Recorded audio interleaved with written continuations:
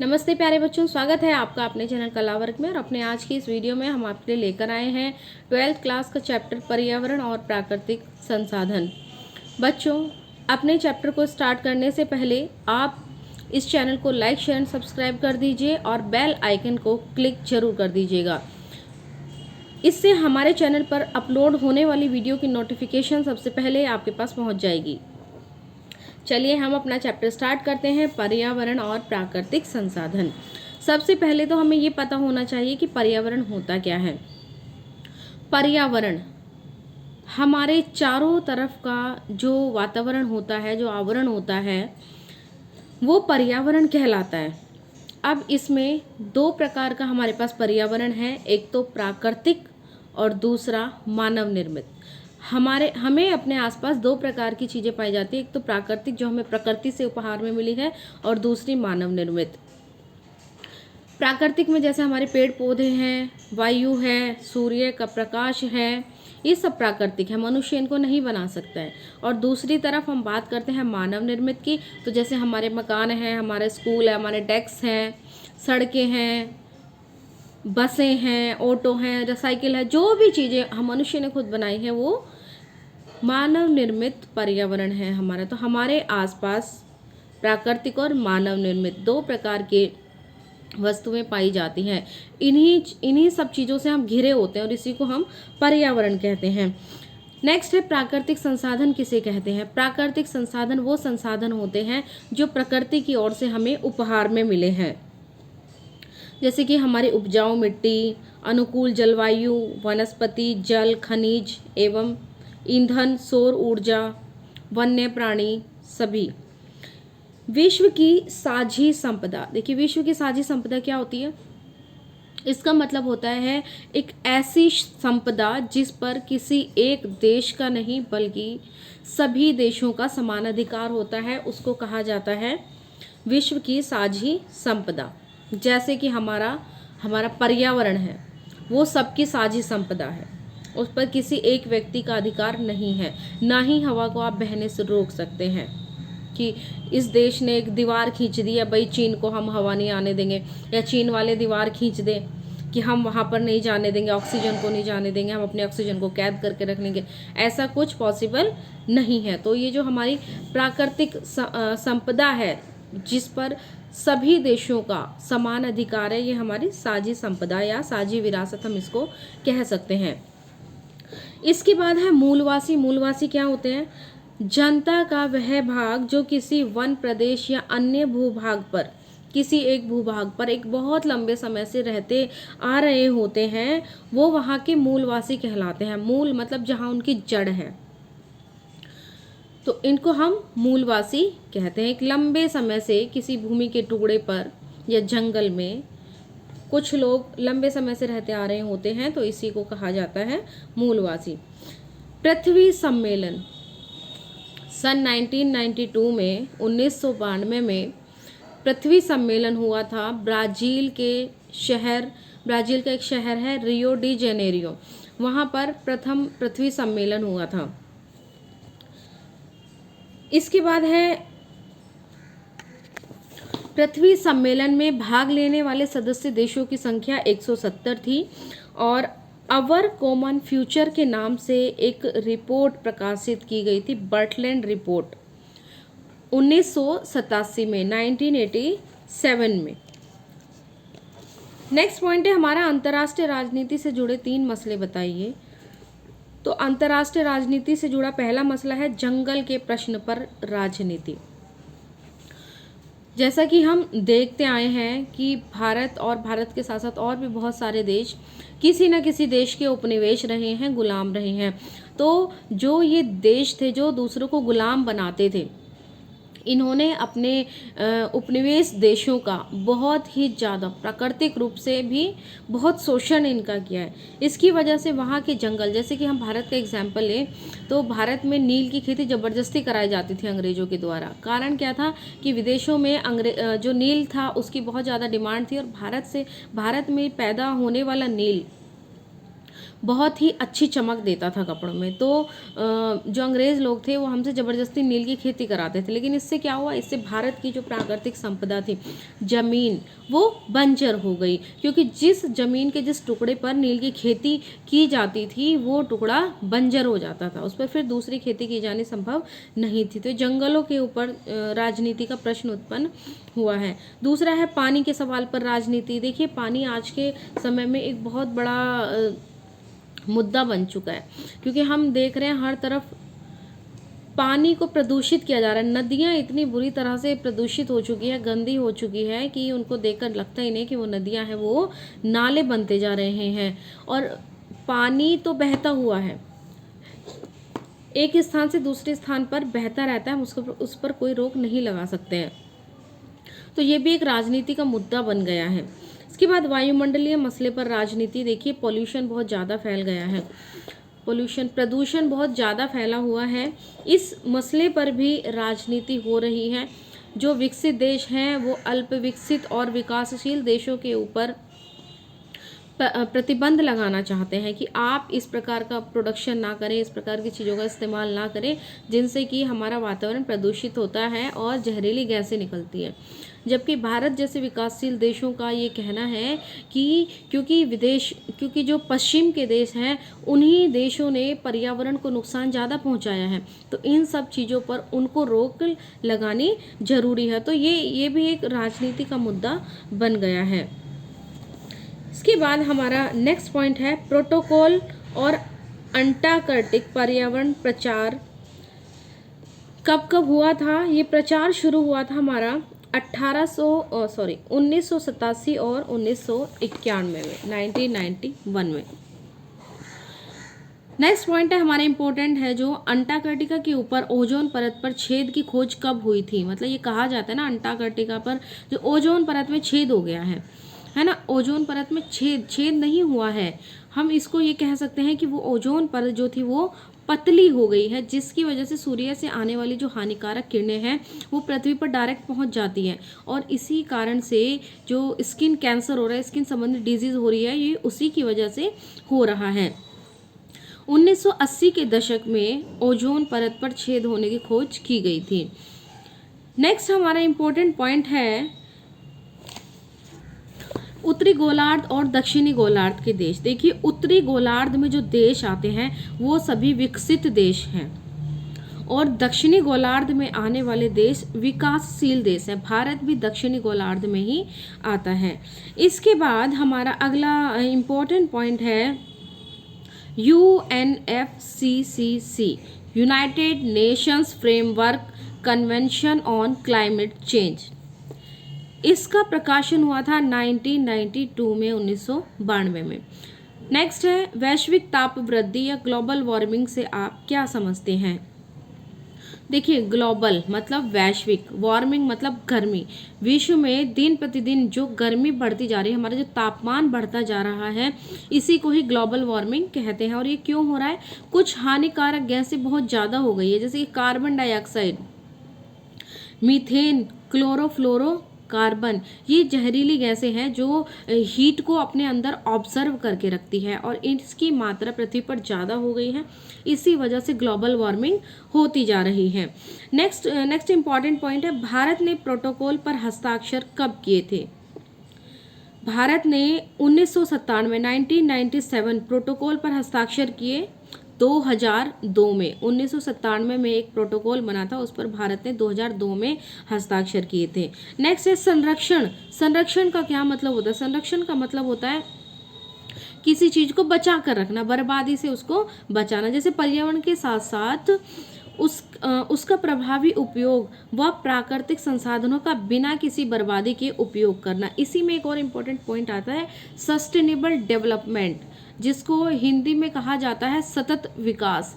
सतत विकास का मतलब होता है कि विकास इस तरीके से किया जाए या संसाधनों का इस्तेमाल इस तरीके से किया जाए कि वर्तमान पीढ़ी की आवश्यकताएं तो पूरी हो ही, लेकिन आने वाली पीढ़ियों के लिए भी हमारे संसाधन सुरक्षित रह सकें। नेक्स्ट हमारे इम्पोर्टेंट पॉइंट है कि वे देश जिनमें वन आंदोलनों का बहुत दबाव है। कौन कौन से हैं? मैक्सिको है, चिली है, ब्राज़ील, मलेशिया, इंडोनेशिया और भारत। बांध विरोधी तथा पर्यावरण बचाव संबंधित एक आंदोलन, इसमें नर्मदा बचाओ आंदोलन है। और भारत में वन संपदा एवं वृक्षों के हितों में चलाया जा रहा आंदोलन चिपको आंदोलन। चिपको आंदोलन में क्या हुआ था? चिपको, जैसे कि नाम से पता चला चिपको, तो जो चिपको आंदोलन को चलाने वाले लोग थे वो क्या करते थे, अगर उन्हें दिखाई देता था कि कोई व्यक्ति पेड़ काटने जा रहा है तो वो पेड़ से जाकर के चिपक जाते थे। उनका कहना था कि पहले आप हमें काटो, उसके बाद ही उस पेड़ को काटना। तो ये मुहिम बहुत अच्छी तरीके से चलाई गई थी, क्योंकि हम जो हमारा जो जीवन है वो पेड़ पौधों की वजह से ही है। अगर हम उनको काट देंगे तो फिर सब कुछ खत्म हो जाएगा। तो हमें अपने पेड़ पौधों को कटने से बचाना है और ज़्यादा से ज़्यादा वृक्ष लगाने हैं। नेक्स्ट इंपॉर्टेंट हमारा पॉइंट है, बांग्लादेश के चटगांव पर्वतीय क्षेत्र में आदिवासियों की संख्या कितनी है? 1 नंबर के लिए इंपॉर्टेंट प्रश्न है ये हमारा। तो बांग्लादेश के चटगांव पर्वतीय क्षेत्र में आदिवासियों की संख्या 6 लाख है। Next, world council of indigenous people का गठन, world council of indigenous people का गठन कब हुआ था? 1975 में। ये क्या था? ये आदिवासियों के द्वारा बनाया गया आदिवासियों का एक संगठन था। प्रदूषण क्या होता है? यह वह तत्व है, प्रदूषण वह तत्व है जो जीवित जीवों तथा उनके द्वारा निर्मित ढांचों को हानि पहुंचाता है। प्रदूषण मतलब गंदगी। वह तत्व जो जितने भी जीवित प्राणी हैं उन सबको कुछ ना कुछ नुकसान पहुंचाता है, हानि पहुंचाता है, उसको हम प्रदूषण कहते हैं। स्वच्छ जल में गंदगी मिल जाती है तो वो प्रदूषित हो जाता है। हमारी ऑक्सीजन जिससे हम सांस लेते हैं, जिससे हम जीवित रहते हैं, उसमें जब carbon dioxide, methane, carbon monoxide gas मिल जाती है तो वो प्रदूषित हो जाती है, प्रदूषण है। इसके बाद प्राकृतिक गैस क्या होती है? गैस के रूप में पाए जाने वाले हाइड्रोकार्बन जो प्राय अशोधित खनिज तेल से संबंधित होते हैं और प्राकृतिक दशा में भूगर्भ में पाए जाते हैं, मतलब भूमि के अंदर ये पाए जाते हैं, इनको प्राकृतिक गैस कहा जाता है। जो प्राकृतिक रूप से बनी है वो गैसें। नेक्स्ट है पावन वन प्रांतर तथा देवस्थान। ये क्या है? देखिए, प्राचीन काल में भारत के कुछ समाजों में धार्मिक कारणों से प्रकृति की रक्षा के लिए वनों के कुछ भागों को नहीं काटा जाता था। इन स्थानों पर देवता या पुण्य आत्मा का वास माना जाता था। इसे वन प्रांतर या देव स्थान कहा जाता है। अब देखिए, हमारे यहाँ पर भी क्या माना जाता है, भारत में मान्यता है विशेष रूप से कि जैसे पीपल का वृक्ष है उसको काटना नहीं चाहिए, जैसे तुलसी का वृक्ष है उसको नहीं काटना चाहिए। तुलसी एक औषधि है और पीपल का जो वृक्ष है उससे हमें ऑक्सीजन सबसे ज़्यादा मिलती है, मतलब दिन रात ऑक्सीजन छोड़ता है पीपल का वृक्ष। इसी तरीके से बहुत सारे वृक्ष हैं। तो ये सब क्या है? ये देवस्थान है। देवस्थान उन स्थानों को कहा गया है, ये पावन वन प्रांतर जहाँ पर धार्मिक कारणों से उन जंगलों को काटने से रोका गया, वहाँ पर उन जंगलों को नहीं काटा गया।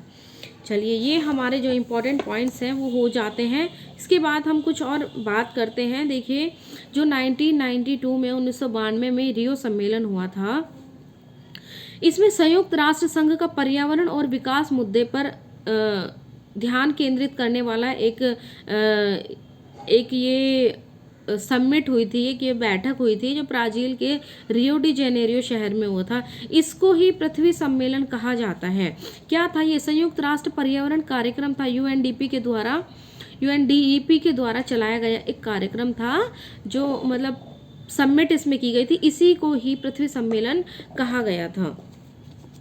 इसके बाद हम बात करते हैं कि विश्व की साझी विरासत का क्या अर्थ है। देखिए, मैं आपको बता चुकी हूँ, ऐसी संपदा जिस पर किसी एक व्यक्ति का नहीं बल्कि सभी देशों का अधिकार होता है, समान अधिकार होता है, इसी को कहा जाता है विश्व की साझी विरासत। अब आगे का प्रश्न है कि इसका दोहन और प्रदूषण हम कैसे रोक सकते हैं, किस तरीके से इस प्रदूषण को हम या इसके होने वाले नुकसान को हम रोक सकते हैं। तो सबसे पहले हम क्या कर सकते हैं कि वैश्विक संपदा की सुरक्षा के सवाल पर अंतर्राष्ट्रीय सहयोग कायम करना बहुत ज़रूरी है, लेकिन ये एक बहुत ही ज़्यादा मुश्किल काम है। इस दिशा में कुछ महत्वपूर्ण समझौते जैसे अंटार्कटिका संधि, मॉन्ट्रियल न्यायाचार अथवा प्रोटोकॉल और अंटार्कटिक पर्यावरणीय न्यायाचार अथवा प्रोटोकॉल 1991, एक तो 1987 है और दूसरा 1991 है। ऐसे पारिस्थितिकी से जुड़े हर मसले के साथ एक बड़ी समस्या जुड़ी हुई है। अब सिंपल सी बात यह है कि हमें आपस में कोऑपरेट करना पड़ेगा, एक दूसरे के सहयोग हमें करना पड़ेगा अगर हम अपने इस साझी विरासत को बचाना चाहते हैं। तो अब दूसरी बात आती है कि 1980 के दशक में ये खोजा गया था कि अंटार्कटिका के ऊपर ओजोन परत में छेद हो गया है। छेद होने वाली घटना ने ही आंख खोली थी लोगों की कि मनुष्य का जो जीवन है वो बहुत बड़ी बाधा में आने वाला है, बहुत मुश्किल उसके ऊपर आने वाली है। तो अगर हम अपना जीवन चाहते हैं तो हमें एक दूसरे का सहयोग करके अपनी ओजोन लेयर को बचाना होगा। इसी तरीके से हम वैश्विक स्तर पर विभिन्न प्रकार के जो पर्यावरणीय प्रोग्राम हैं, कार्यक्रम हैं, उनको चला करके अपने पर्यावरण को बचा सकते हैं और विश्व की साझी विरासत को हम बचा सकते हैं। देखिए, ऑक्सीजन की ज़रूरत सभी देशों को पड़ती है। ऐसा नहीं है कि भाई भारत के लोग ऑक्सीजन लेते हैं और अमेरिका के लोग कार्बन डाइऑक्साइड लेते हैं। सबको जीने के लिए ऑक्सीजन की ही ज़रूरत है। इसीलिए सभी लोगों को मिलजुल कर अपने पर्यावरण को, अपनी विश्व की साझी विरासत को बचाना होगा। दूसरी बात आती है हमारी साझी परंतु अलग अलग जिम्मेदारियों से आप क्या समझते हैं, इस विचार को आप कैसे लागू कर सकते हैं।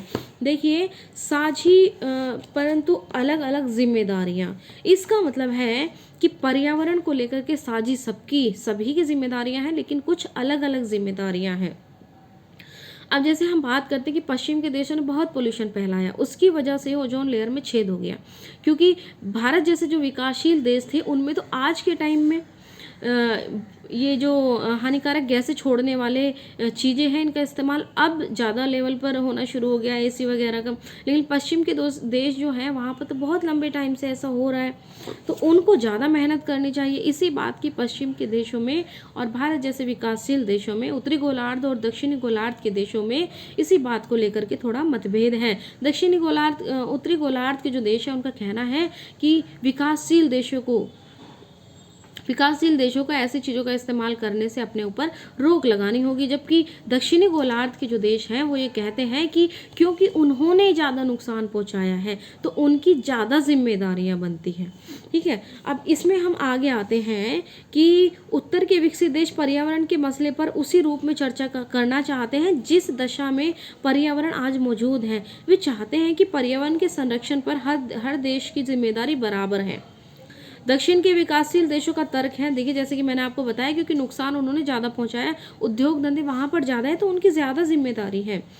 ठीक है, तो उन्हें इस नुकसान की भरपाई भी ज़्यादा जिम्मेदारी निभाकर करनी होगी। इसके अलावा विकासशील देश अभी औद्योगिकरण की प्रक्रिया से गुजर रहे हैं, ये अभी विकसित देशों की श्रेणी में नहीं आए हैं और ज़रूरी है कि उन पर भी प्रतिबंध ना लगे जो विकसित देशों पर लगाए जाने हैं। आगे हम बात करते हैं कि इसको हम किस तरीके से बचा सकते हैं। जिम्मेदारियों को लागू करने के लिए अलग अलग सुझाव हमारे क्या क्या हो सकते हैं। सबसे पहली बात तो आती है कि अंतर्राष्ट्रीय पर्यावरण कानून के निर्माण, अंतर्राष्ट्रीय स्तर पर पर्यावरण से संबंधित कानून बनाए जाने चाहिए और ये सभी देशों में सख्ती के साथ लागू किए जाएं। दूसरी बात आती है कि हर राष्ट्र की कुल राष्ट्रीय आय का कुछ प्रतिशत निर्धारित अंतर्राष्ट्रीय न्यायाधीशों द्वारा किया जाना चाहिए और वह जो धनराशि होगी वो केवल पर्यावरण के ऊपर खर्च की जाएगी। इसके बाद अगली इंपॉर्टेंट बात आती है, थर्ड पॉइंट, कि यह एक विशाल संघर्ष, एक बहुत बड़ा संघर्ष है, सभी देशों को मिलकर करना पड़ेगा अगर हम अपनी पृथ्वी को बचाना चाहते हैं। तो इसे एक मिशनरी भावना से व्यक्तिगत स्तर पर, गैर सरकारी स्वयंसेवी संस्थाओं के स्तर पर, स्थानीय सरकारों और निकायों के स्तर पर, जिला स्तरों पर और प्रांतीय, मतलब हर प्रत्येक स्तर पर हमें इसको लागू करने का प्रयास करना होगा। नेक्स्ट है मानव व्यर्थ के अहम संघर्षों और टकरावों, लड़ाइयों और युद्धों से बचे। जो बिना मतलब के संघर्ष, टकराव और लड़ाइयाँ की जाती है उससे हमको बचना चाहिए, तभी हम अपनी प्रकृति की ओर ध्यान दे पाएंगे। ये हमारे इम्पोर्टेंट क्वेश्चन हो गए हैं बच्चों। इसी में हम रिवाइज भी कर रहे हैं अपने इम्पोर्टेंट पॉइंट्स भी, और साथ साथ में हम प्रश्नों को भी लेकर आ रहे हैं। नेक्स्ट हमारी बात आती है पर्यावरण संरक्षण से संबंधित सम्मेलन कब हुआ था। तो पर्यावरण संरक्षण से संबंधित एक सम्मेलन इंडोनेशिया में जो हुआ था वो दिसंबर 1987 में हुआ था। नेक्स्ट हमारे इम्पोर्टेंट पॉइंट आता है पर्यावरण प्रदूषित होने के कोई दो कारण बताइए। पर्यावरण प्रदूषित होने का देखिए पहला कारण है वनों की निरंतर कटाई हो रही है, और दूसरा कारण है कि बड़े स्तर पर उद्योग धंधे स्थापित किए जा रहे हैं, उनसे निकलने वाला जो जहरीला धुआं है और जो जहरीला रसायन है, धुआं वायु को प्रदूषित कर रहा है और जो रसायन है वो हमारी पृथ्वी को, हमारी भूमि को बंजर बना रहा है। अगला हमारा एक प्रश्न है कि भारत और चीन को क्योटो प्रोटोकॉल की बाध्यताओं से छूट क्यों दी गई है। देखिए भारत और चीन को क्योटो प्रोटोकॉल की बाध्यताओं से छूट इसलिए दी गई है क्योंकि औद्योगिकरण के दौर में ग्रीन हाउस गैसों के उत्सर्जन के विषय में इनका कुछ खास योगदान नहीं था, पश्चिमी देशों का ज़्यादा योगदान था। नेक्स्ट अपने इम्पोर्टेंट प्रश्न पर हम आते हैं कि वैश्विक साझी संपदा में किन किन चीज़ों को सम्मिलित किया जाना चाहिए। अब ये क्या क्या चीज़ें हैं जो साझी संपदा में हमारी आती हैं, जिन पर किसी एक का नहीं सभी का अधिकार है। सबसे पहले हमारा वायुमंडल है, अंटार्कटिक क्षेत्र है, समुद्री सतह है और बाहरी अंतरिक्ष को इसमें शामिल किया गया है। नेक्स्ट है कि धरती के ऊपर पर्यावरण में ओजोन गैस की मात्रा में निरंतर कमी से मानव के लिए क्या खतरा पैदा हो रहा है। ओजोन परत जो दिन प्रतिदिन पतली होती जा रही है, घिसती जा रही है, इससे मानव को क्या खतरा है। देखिए मानव के खतरे की अगर हम बात करें तो क्या खतरे, सबसे पहले मैंने आपको बताया था कि ओजोन लेयर जो हमारी है वो सूर्य से आने वाली हानिकारक किरणों को हम तक आने से रोक लेती है। अब वो लेयर पतली हो गई है तो सूर्य की जो हानिकारक किरणें हैं वो डायरेक्ट हमारे ऊपर पड़ती है, पैराबैंगनी किरणें जिनको कहा जाता है। और ये जो जितने भी त्वचा संबंधित रोग होते हैं, स्किन डिजीज होती हैं, ये अब इसी वजह से बढ़ रही है। तो अब आपको देखिए इसमें समझ में आ गया होगा कि पर्यावरण असंतुलन के कारण वायुमंडल में ओजोन की मात्रा में कमी आ गई है। ये ओजोन एक गैस की परत है जिससे मनुष्य के स्वास्थ्य पर गंभीर खतरा मंडरा रहा है। आज की डेट में आपको कैंसर के इतने ज़्यादा मरीज देखने को मिल जाएंगे, बहुत ज़्यादा। उसके लिए बहुत सारे कारण हैं। सबसे बड़ा कारण है ओजोन लेयर का पतला होना। दूसरा कारण है कि हम प्लास्टिक की चीज़ों का बहुत ज़्यादा इस्तेमाल कर रहे हैं। हम देखते नहीं, हम गरम गरम खाना अपने प्लास्टिक के टिफ़िन में भर कर ले आते हैं, गरम गरम पानी प्लास्टिक की बोतल में भर लेते हैं। तो तभी तो इतने बड़े रूप में अभियान चलाया जा रहा है कि प्लास्टिक का इस्तेमाल बंद करो। लेकिन लोग प्लास्टिक के आदी बन चुके हैं। इसको अगर हमें अपना जीवन अच्छे से चलाना है और आगे आने वाली पीढ़ियों को बीमारी से बचाना है तो हमें प्लास्टिक का इस्तेमाल बंद करना होगा। हमारा अगला प्रश्न है कि पर्यावरण प्रदूषण होने के कोई दो कारण बताइए। बताया था हमने ये वनों की निरंतर कटाई और जो ऐसी चीज़ों का इस्तेमाल जो हानिकारक गैसों का उत्सर्जन करते हैं। हमें जरा सी दूर भी अगर जाना होता है तो क्या करते हैं, स्कूटी उठाकर भागते हैं, बाइक उठाकर भागते हैं। भाई जहाँ हम पैदल जा सकते हैं थोड़ी सी दूरी पर, हम क्यों ईंधन का खर्च कर रहे हैं, हम क्यों हानिकारक गैसें अपने पर्यावरण में फैला रहे हैं। हाँ, अगर आपकी स्कूटी या बाइक इलेक्ट्रिक है तो आप उसका बिल्कुल यूज़ कीजिए, लेकिन अगर वो पेट्रोल की है तो फिर हम इसका मतलब ये है कि हम जानबूझकर अपने पर्यावरण को नुकसान पहुंचा रहे हैं। अगला हमारा प्रश्न है कि जलवायु परिवर्तन तथा वैश्विक ताप वृद्धि का मुख्य कारण क्या है। तो औद्योगिकरण की जो प्रक्रिया है ये इसका मुख्य कारण है। अगला प्रश्न है हमारा, राजमार्गों को बनाने के लिए पेड़ों को काटा जा रहा है, यह भविष्य को कैसे प्रभावित करता है। देखिए पेड़ों की कटाई मतलब ऑक्सीजन का खात्मा। अगर हम ऑक्सीजन को ख़त्म कर देंगे तो फिर क्या हम ख़त्म नहीं हो जाएंगे? धीरे धीरे हम ख़त्म होते जा रहे हैं क्योंकि पोल्यूशन फैल रहा है। अब वो हमारी वायु को प्योरीफाई करने वाले हमारे पेड़ पौधे हमारे पास नहीं हैं। या उनकी संख्या बहुत कम हो गई है। इसी वजह से हम धीरे धीरे हम भी ख़त्म होते जा रहे हैं। प्रदूषण की वजह से बहुत सारी बीमारियां हमारे शरीर में आ रही है। और वनों की कटाई से जैव विविधता का जो भंडार था वो भी विविधता में, उस विविधता में भी कमी आ रही है। देखिए पेड़ काटेंगे, एक तो हमारी ऑक्सीजन खत्म होगी, दूसरा क्या होगा, दूसरा प्राकृतिक संतुलन बिगड़ेगा। पेड़ पौधों पर बहुत सारे जीवों का वास होता है, पेड़ काटेंगे तो उनके रहने की जगह खत्म हो जाएगी, और जब उनके रहने की जगह खत्म हो जाएगी तो फिर पर्यावरण हमारा असंतुलित हो जाएगा। ठीक है, तो यह है हमारे भविष्य को इसी प्रकार से प्रभावित कर रहा है कि अगर ये खत्म हो जाएंगे तो हम भी खत्म हो जाएंगे। नेक्स्ट है कि पर्यावरण से जुड़े अंतर्राष्ट्रीय संगठन का नाम बताइए। UNEP पर्यावरण से जुड़ा हुआ एक अंतर्राष्ट्रीय संगठन है, संयुक्त राष्ट्र पर्यावरण कार्यक्रम। नेक्स्ट है WMD से आपका क्या अभिप्राय है। WMD है सामूहिक विनाश के हथियार, मतलब ऐसे हथियार जिनसे एक ही समय में बहुत सारे लोगों को मारा जा सकता है। ये सामूहिक जनसंहार के हथियार होते हैं। नेक्स्ट है निर्जन वन का क्या अर्थ है। देखिए मैंने आपको बताया था निर्जन वन क्या होते हैं। निर्जन वन से अभिप्राय ऐसी जगह से है जहां मनुष्य तथा जानवर नहीं पाए जाते हैं। निर्जन, बिना जनों का, जहां पर मनुष्य और जानवर नहीं पाए जाते हैं।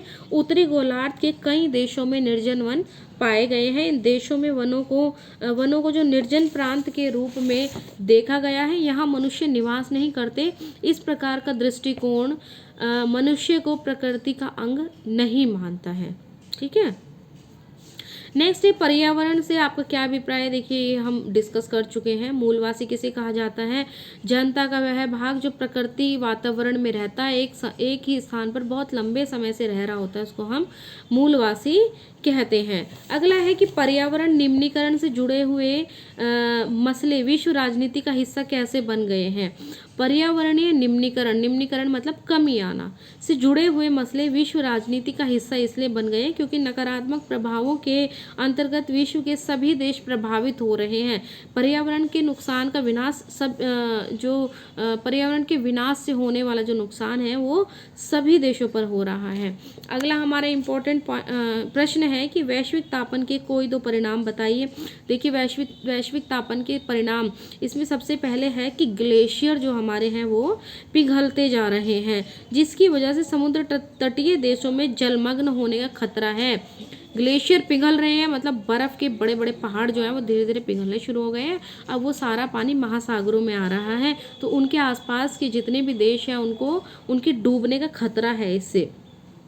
और दूसरा है वैश्विक तापन से पर्यावरण का तापमान लगातार बढ़ रहा है, जिससे कई प्रकार की स्वास्थ्य संबंधी समस्याएं हमारी उत्पन्न हो रही है। एजेंडा 21 क्या है।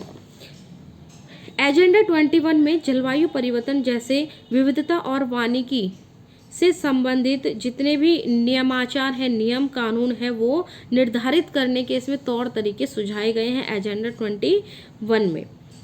नेक्स्ट है उत्तर दक्षिण विभेद क्या है। कोई दो बिंदु बताइए। उत्तर दक्षिण विभेद, जैसे कि मैंने आपको बताया था कि उत्तर के जितने भी देश हैं वो विकसित देश हैं, दक्षिण के जो भी देश हैं वो विकासशील देश हैं। उत्तरी गोलार्ध के जो भी देश हैं उन्होंने पर्यावरण को बहुत ज़्यादा नुकसान पहुंचाया है। इसीलिए दक्षिणी गोलार्ध के देशों का कहना है कि क्योंकि उत्तरी गोलार्ध के देशों ने पर्यावरण को ज़्यादा नुकसान पहुंचाया है तो उनकी ज़्यादा जिम्मेदारी है, जबकि दक्षिणी गोलार्ध के देश कहते हैं कि सबकी जिम्मेदारी बराबर है। ये इसमें विभेद का ये मुद्दा है। इस बात को लेकर के दोनों के देशों के बीचों में जो है वो टकराव होते रहते हैं। और सबसे बड़ा मुद्दा है इसमें ओजोन परत में छेद होने का। ठीक है, इसकी वजह से ग्लोबल वार्मिंग भी बढ़ गई है। मूलवासियों को अपने अधिकारों की रक्षा के लिए विशेष संरक्षण की आवश्यकता क्यों पड़ी। देखिए क्यों पड़ी। मूलवासियों को नए विकास कार्यक्रमों के नियोजन और विस्तार के साथ साथ जमीन, जल, आजीविका के संसाधनों के लिए एक बढ़ रहे खतरे के रूप में उनकी चिंता बढ़ गई है। आप देखिए क्या ज़रूरत पड़ी इन्हें अपने अधिकारों की विशेष आवश्यकता के लिए। कुछ भी काम होना होता है है ना। हमें जगह चाहिए, हम जंगल काट देते हैं। जंगलों में आदिवासी निवास करते हैं, तो उनके रहने की जगह छिन गई, उनके रोजगार छिन गए, वो कहाँ जाएंगे? क्या वो अपने अधिकारों की मांग नहीं करेंगे? बिल्कुल वो अपने अधिकारों की मांग करेंगे। लेकिन सरकार की तरफ से जो योजनाएं चलाई जाती है, कहा जाता है कि चलिए आप इस जगह को खाली करिए, हम आपके लिए दूसरी जगह पर रहने का और रोजगार का बंदोबस्त करते हैं। लेकिन वास्तव में वो जो योजनाएं होती है वो उन तक पहुंच ही नहीं पाते और ये लोग बेचारे बेघर बेसहारा हो जाते हैं। तो इसीलिए इनको अपने अधिकारों की विशेष रूप से रक्षा के लिए संरक्षण की मांग अपनी करनी पड़ रही है। अब पर्यावरण शरणार्थी से आप क्या समझते हैं? देखिए, पर्यावरण के कारण जो लोग अपने रहने की जगह को छोड़कर किसी दूसरे देश में जाकर के अपने लिए शरण मांगते हैं, रहने की जगह मांगते हैं, तो इसी को हम पर्यावरणीय शरणार्थी कहते हैं। एक स्थान से हटकर दूसरे स्थान पर रहने की जगह मांगेंगे तो वो पर्यावरणीय शरणार्थी कहलाएंगे। अगला प्रश्न है, भारत में ग्रीन हाउस गैसों की उत्सर्जन की मात्रा की स्थिति लिखिए। देखिए, अब ये क्या है, ग्रीन हाउस गैसों का उत्सर्जन प्रति व्यक्ति 0.9 टन था सन 2000 में। एक अनुमान के अनुसार 2030 तक यह मात्रा बढ़कर 1.6 टन प्रति व्यक्ति हो जाएगी। अगर इतना हो जाएगा तो फिर कितना बुरा हाल हो जाएगा। ठीक है, भारत में ग्रीन हाउस गैसों की उत्सर्जन मात्रा किसी भी विकसित देश के मुकाबले में बहुत कम है। अगली हम बात करते हैं कि विश्व का पहला बांध विरोधी आंदोलन कब और कहाँ हुआ था। 1980 के शुरुआती और मध्यवर्ती वर्षों में ऑस्ट्रेलिया में फ्रैंकलिन नदी तथा इसके परिवर्ती वन को बेचने का आंदोलन शुरू किया गया था। कहाँ पर? ऑस्ट्रेलिया में पहला बांध विरोधी आंदोलन हुआ था 1980 के शुरुआती दशक में। फ्रैंकलिन नदी पर बांध बनाया जाना था। इसके बाद हम बात करते हैं कि पृथ्वी सम्मेलन है क्या, यह कितना लाभप्रद सिद्ध हुआ। 1992 में रियो डी जेनेरियो शहर ब्राजील में आयोजित पृथ्वी शिखर सम्मेलन 3 जून से लेकर के 14 जून 1992 को उत्तर व दक्षिण देशों में पर्यावरण के मुद्दों को लेकर मतभेद का एक महत्वपूर्ण विचार प्रस्तुत करता है। और विकसित देशों का कहना है कि गरीबी और जनसंख्या विस्फोट के कारण ही पृथ्वी की हालत खराब हुई है। देखिए, मतलब गरीबी और जनसंख्या के कारण हालत खराब हुई है। जो आप ऐसी चीज़ों का इस्तेमाल कर रहे हो जिनसे हानिकारक गैसें निकलती है, उसके कारण हालत खराब नहीं हुई है, गरीबों को जिम्मेदार ठहरा दिया है। दक्षिण के गरीब देशों में अभी भी उष्णकटिबंधीय घने जंगल है और अपनी बढ़ती जनसंख्या का पेट भरने के लिए वे जंगलों का सफाया करते जा रहे हैं। अब इसका जो लाभ हुआ है वो क्या हुआ है? वायुमंडल परिवर्तन और जैव विविधता और वानिकी के जो नियम निर्धारित किए गए हैं, कुछ नियम निर्धारित किए गए हैं। दूसरा है, इस विषय पर सहमति बनी है, आर्थिक वृद्धि से पर्यावरण को हानि नहीं होनी चाहिए। इसके लिए टिकाऊ विकास का नाम दिया गया है। रियो सम्मेलन में अंतर्राष्ट्रीय पर्यावरण कानून का निर्माण किया गया था। ठीक है, ये हुआ हमारा ये वाला पॉइंट कंप्लीट। ग्लोबल वार्मिंग हम आपको बता चुके हैं। ग्लोबल वार्मिंग के दुष्प्रभाव या दुष्परिणाम भी आपको बताए जा चुके हैं। इसके बाद रियो सम्मेलन के 2 परिणाम बताइए। पहला परिणाम है, इसमें रियो सम्मेलन में जलवायु परिवर्तन और जैव विविधता और वनों से संबंधित कानून निर्धारित किए गए थे और इस बात पर सहमति बनी थी कि आर्थिक वृद्धि अगर हम कर रहे हैं, आर्थिक विकास अगर हम कर रहे हैं तो टिकाऊ विकास के साथ करेंगे, ऐसा तरीका अपनाएंगे कि पर्यावरण को हानि ना हो। ये हमारे कुछ इम्पोर्टेंट पॉइंट थे इस चैप्टर के, जो हमने आपको बता दिए हैं। और एक और इम्पोर्टेंट प्रश्न है, आज के विश्व के सामने कौन कौन सी चुनौतियां हैं, किन्हीं 4 का वर्णन कीजिए। सबसे पहले देखिए, समुद्र तटीय प्रदूषण है, जल प्रदूषण है, इनके बारे में आप बहुत अच्छे से लिख सकते हैं। और वायुमंडल में ओजोन गैस जो है उसका रिसाव हो रहा है, वनों की कटाई हो रही है। ये कुछ वैश्विक स्तर के मुद्दे हैं हमारे। अगला हमारा इम्पोर्टेंट प्रश्न है कि विश्व राजनीति में संसाधनों को लेकर राष्ट्रों के बीच तनातनी रही है। संसाधनों को लेकर राष्ट्रों के बीच में झगड़े आपस में होते रहते हैं, तो वो कौन कौन से बिंदु हैं? ये भू राजनीति क्या क्या बिंदुओं को लेकर के हो रही है? देखिए, इमारती लकड़ियाँ क्या होती हैं? इमारती, जैसे कि नाम पता चल रहा है कि कुछ बनाने के लिए इस्तेमाल की जाने वाली लकड़ियाँ। देखिए ये क्या है, पहले किसी देश की नौसैनिक शक्ति इमारती लकड़ी से जुड़ी हुई होती थी। ठीक है, नौसेना हमारी जो नेवी होती है। विदेश व्यापार नौसैनिक क्षमता से संबंधित था, अतः पश्चिमी देशों में उन देशों पर अपना प्रभुत्व स्थापित करना चाहा जहां पर किश्तियों तथा जलपोतों के निर्माण के लिए इमारती लकड़ी मिल सकती थी। मतलब जहां से इमारती लकड़ी मिल रही है उन्हीं को वो अपना गुलाम बना लेते थे। तेल भंडार से संबंधित देखिए सबसे बढ़िया एक ऑपरेशन हुआ था, ऑपरेशन इराकी फ्रीडम, इसका सबसे बढ़िया उदाहरण है हमारा। इसमें अमेरिका ने इराक के ऊपर हमला किया और हमले का जो छिपा हुआ कारण था वो था इराक के तेल भंडारों पर कब्जा करना, जबकि अमेरिका ने कारण कुछ और बताया था। उन्होंने कहा था कि इराक में सामूहिक जनसंहार के हथियार बनाए जा रहे हैं, उनको रोकने के लिए हम इराक के ऊपर हमला कर रहे हैं। तो ये एक उनकी राजनीति थी। इसके बाद है जल संसाधन। देखिए जल संसाधन आज की डेट में बहुत ही ज़्यादा ध्यान देने योग्य मुद्दा है, क्योंकि पानी नहीं होगा तो हम नहीं जी पाएंगे। हमने अपने जल संसाधन को बहुत बुरे तरीके से प्रदूषित कर दिया है। हम दुनिया भर का कूड़ा करकट, यहाँ तक कि फैक्ट्रियों से निकलने वाला जहरीला जो रिसाव होता है, जहरीला पदार्थ जो होता है, तरल पदार्थ जो होता है, वो भी नदियों में बहाया जा रहा है। और जो इसके अलावा जो नदियाँ, जो नाले हैं, नालों का पानी भी नदियों में मिलाया जा रहा है, जबकि नदियों का जल पीने योग्य होता है। तो ये एक बड़ी समस्या है, इसको बचाने के लिए हमें कदम उठाने पड़ेंगे। इसके बाद देखिए बच्चों, प्रथम विश्व तथा तृतीय विश्व के दो देशों के नाम बताइए। प्रथम विश्व के देश मतलब जो विकसित देश हैं, जैसे अमेरिका है, ब्रिटेन है, कनाडा है, रूस है, ठीक है, ये सब क्या है, हमारे विकसित देश हैं, ये प्रथम विश्व के देश हैं। और अगली बात आती है तृतीय विश्व के देश। तृतीय विश्व के देश मतलब जो विकासशील देश है, जिनका विकास अभी चल रहा है, जैसे भारत, पाकिस्तान है, बांग्लादेश है, ठीक है।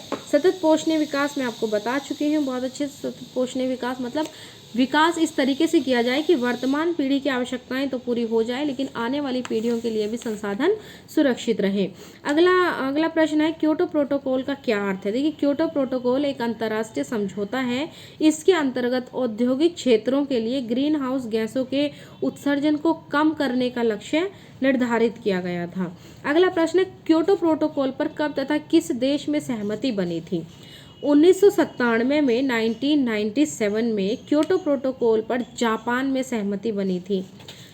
नेक्स्ट प्रश्न है, क्योटो प्रोटोकॉल की बाध्यताओं में भारत तथा चीन जैसे देशों को क्यों अलग रखा गया था। इसका कारण था विकासशील देशों का प्रति व्यक्ति उत्सर्जन अपेक्षाकृत कम है। प्रति व्यक्ति जो जहरीली गैसों का उत्सर्जन है विकासशील देशों में वो बहुत कम है। इस कारण भारत जैसे और चीन अन्य विकासशील देशों को क्योटो प्रोटोकॉल की बाध्यताओं से दूर रखा था। अगला प्रश्न है हमारा, पृथ्वी सम्मेलन कब हुआ, यह क्यों महत्वपूर्ण है। पृथ्वी सम्मेलन हमने देखा 1992 में हुआ था। और ये महत्वपूर्ण क्यों है, पर्यावरण से संबंधित नियम आचार इसमें निर्धारित किए गए थे। पर्यावरण के मुद्दे को जोर शोर से इसने उठाया था। अगला प्रश्न है हमारा, अराल सागर के आसपास दो देशों के नाम लिखिए। अराल सागर के आसपास के दो देशों के नाम, या उसको अराल सागर को घेरने वाले, कजाकिस्तान और उज्बेकिस्तान, ये दो देश हैं जो अराल सागर को घेरते हैं। अगला प्रश्न है हमारा, क्या मानव पृथ्वी को बचाना चाहता है। क्या पृथ्वी की सुरक्षा को लेकर धनी और निर्धन देशों के नज़रिए में, दृष्टिकोण में कुछ अंतर है। देखिए पहला प्रश्न हमारा यह है, क्या मानव पृथ्वी को बचाना चाहता है। बिल्कुल मानव पृथ्वी को बचाना चाहता है, क्योंकि पृथ्वी रहेगी हम रहेंगे, पृथ्वी नहीं होगी तो हम भी नहीं होंगे। अपने जीवन को सब खतरे में महसूस कर रहे हैं, इसीलिए पृथ्वी को बचाने के लिए विभिन्न प्रकार के कार्यक्रम सभी देशों के द्वारा चलाए जा रहे हैं। हालांकि इतना जरूर है कि उत्तरी गोलार्ध के और दक्षिणी गोलार्ध के देशों के बीच में कुछ बातों को लेकर के मतभेद जरूर हैं, अपनी अपनी जिम्मेदारियों को लेकर के, ठीक है, लेकिन इनका मुख्य उद्देश्य है पृथ्वी को बचाना। जो भी कार्यक्रम चलाए जाते हैं, चाहे वो उत्तरी गोलार्ध के देश हो या दक्षिणी गोलार्ध के देश हो, सभी मिलजुल कर उसमें भाग लेते हैं। अगला प्रश्न है हमारा, पानी में तूफान जनता परेशान, इसका क्या अर्थ है? देखिए, पानी में तूफान जनता परेशान, तूफान पानी में उठेगा तो जनता तो परेशान होगी ना। नॉर्मल तूफान की बात करें तो क्या होता है, गांव के गांव डूब जाते हैं, है ना। अब दूसरी बात जो यहाँ पर मेन मुद्दा है वो है प्रदूषण का। ठीक है, पानी में कैसा तूफान उठा है, पोल्यूशन वाला, और जनता इससे परेशान है। जल प्रदूषण हो रहा है, हमें पीने योग्य पानी कम मिल रहा है, उसको हमें सुरक्षित रखना है। अगला प्रश्न है हमारा, उत्तर प्रदेश और उत्तराखंड की किन्हीं दो नदियों तथा दो समुदायों के नाम बताइए। देखिए, उत्तर प्रदेश और उत्तराखंड की दो नदियां हैं हमारी, गंगा यमुना, और इसमें तीसरी को भी हम ऐड कर सकते हैं, गोमती। इसके प्रमुख समुदाय जो हैं वो है मल्लाह और केवट। आंध्र प्रदेश की नदियों की अगर हम बात करें, अगला हमारा इंपॉर्टेंट प्रश्न है, आंध्र प्रदेश से संबंधित दो नदियों के नाम बताइए। तो हमारी गोदावरी और कृष्णा दो महत्वपूर्ण नदियां हैं, और यहाँ की जो प्रमुख समुदाय हैं वो है अंगीकुला क्षत्रिय समुदाय और बलिजा वादा पट्टापू समुदाय। तो बच्चों, ये हमारा पर्यावरण और प्राकृतिक संसाधन वाला चैप्टर कंप्लीट होता है। हम उम्मीद करते हैं कि आपके लिए बहुत ज़्यादा लाभदायक सिद्ध होगा। अगर आपको ऐसा लगता है कि हमारे चैनल से आपको लाभ हो रहा है तो आप इस चैनल को ज़्यादा से ज़्यादा लोगों तक पहुंचाएं, लाइक करें, शेयर करें, सब्सक्राइब करें और बेल आइकन को क्लिक करना ना भूलें। धन्यवाद।